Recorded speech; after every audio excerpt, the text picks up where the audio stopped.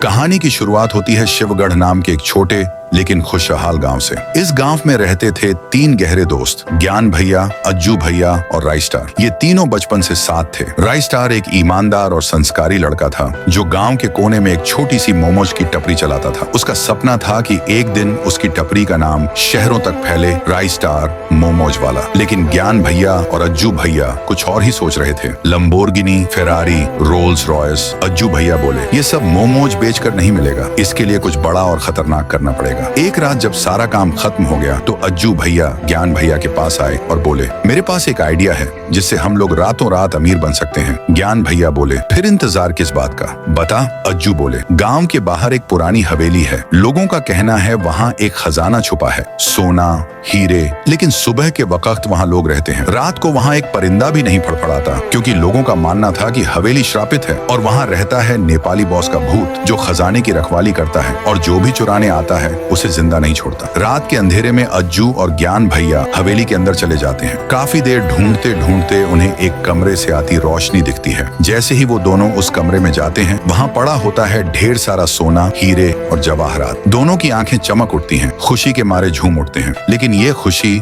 ज्यादा देर टिकने वाली नहीं थी। तभी उन्हें एक डरावनी आवाज सुनाई देती है, ए बेंचो साफरी, मुझसे बात करो। जब दोनों पीछे मुड़कर देखते हैं वहाँ कोई नहीं होता। लेकिन जैसे ही खजाने की तरफ नजर डालते हैं वहाँ खड़ा होता है नेपाली बॉस। वो गुस्से में चिल्लाता है, साला तुम लोग यहीं पे चोरी करेगा बहन का शॉट, मैं तुम लोगों को छोड़ेगा नहीं। नेपाली बॉस अपनी कटाना निकालता है और सीधा अज्जू भैया के सिर पर वार करता है। अज्जू भैया वहीं बेहोश हो जाते हैं। ज्ञान भैया ये देखकर बिना सोचे समझे खिड़की से कूद जाते हैं।